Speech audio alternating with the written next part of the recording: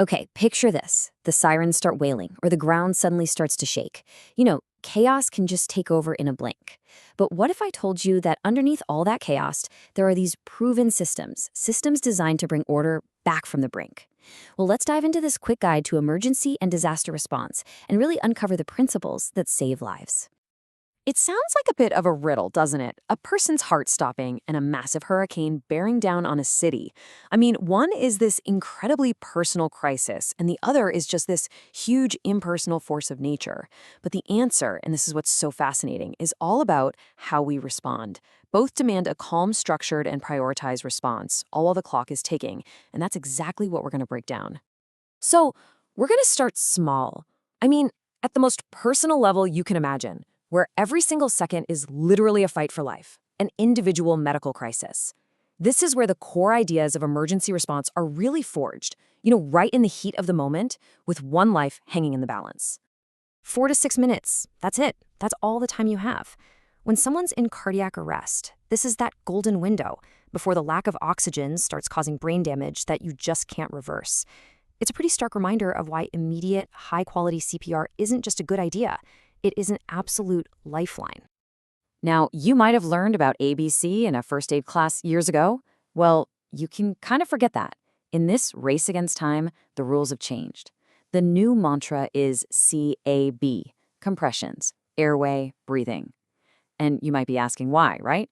Well, it's because the most critical job is to keep the oxygenated blood that's already in the body moving to the brain. So we start with the heart and we start fast. And this isn't like the movies, with one single hero swooping in to save the day. It's all about a chain of survival, where every single link is just as crucial as the next. From the very first person who sees what's happening and calls for help, to the final stages of advanced medical care in a hospital, each action is a vital link in a chain that can pull a person back from the edge. Okay, so now let's scale things up a bit. What happens when it's not just one person who needs help, but dozens, maybe even hundreds of people? The chaos can be just completely overwhelming. In these situations, first responders have this incredibly powerful tool they use to bring order to that chaos, a system called triage. Triage is really the art of making impossible decisions. It's about looking at a scene of total chaos and figuring out, okay, how do we do the most good for the most people with the limited resources we have right now? It's a system that was born out of some really brutal necessity, but it is absolutely a system that saves lives. And to make these life or death calls quickly, responders use a simple color-coded system, like DIME.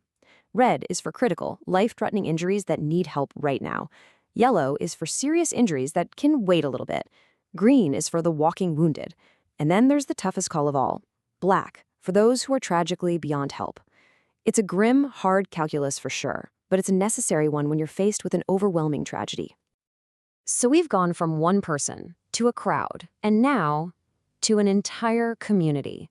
Let's zoom way out to that macro level, where disasters can affect thousands or even millions of lives.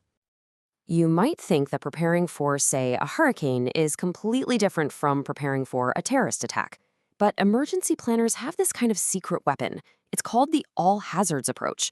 They've figured out that the core parts of a disaster response, things like communication, evacuation, managing resources, they're basically the same, no matter what the crisis is. I think we're all familiar with the raw power of Mother Nature, right? The fury of a hurricane, the shaking of an earthquake.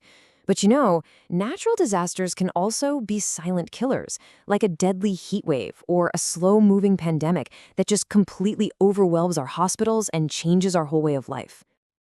And then, of course, there are the disasters of our own making. From the deliberate horror of a terrorist attack to the catastrophic failure of a bridge or a dam, these events are just a stark reminder of our own vulnerability and the devastating consequences of human error, or worse, malice. So when disaster strikes on such a massive scale, it's so easy to feel overwhelmed and helpless. But here's the thing.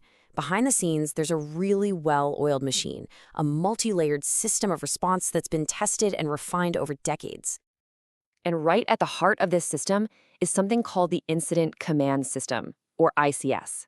The best way to think of it is as the ultimate emergency playbook. It's like a pre-built organizational chart that makes sure everyone, from the firefighter on the front line to the mayor in the command center, knows exactly what their role is and who they report to. In the fog of a disaster, ICS is a beacon of clarity. Disaster response is kind of like a ripple effect.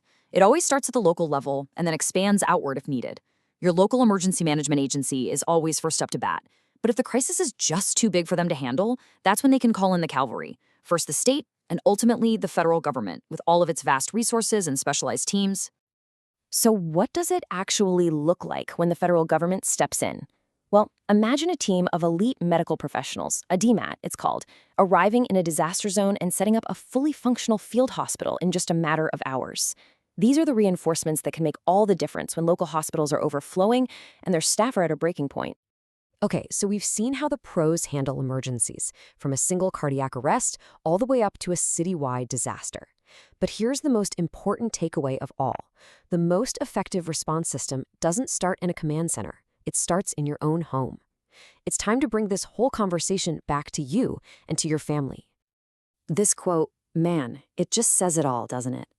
In the middle of a crisis, even the most dedicated first responder is going to be thinking about their own family. And that's why your personal preparedness isn't just about protecting your loved ones. It's also about freeing up our first responders to do their jobs, which strengthens the entire community's ability to get through the storm.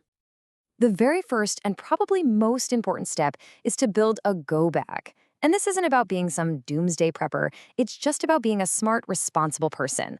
Your go bag should be your family's lifeline, packed with enough essentials to get you through at least 72 hours. So think water, food, a flashlight, a first aid kit, and of course, any medications that you absolutely cannot live without. A go bag is a fantastic start, but you also need a plan.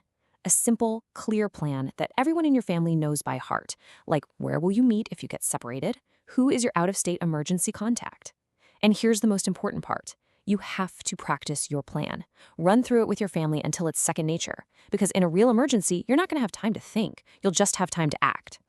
From a single heartbeat to a nationwide response, the lesson here is exactly the same. Preparedness is power. It's the power to stay calm when everything is chaotic, the power to protect the people you love, and the power to be a force for good in your community. So I'll ask you one last time. What's your plan? Don't wait for the storm to hit. Start building your ark today.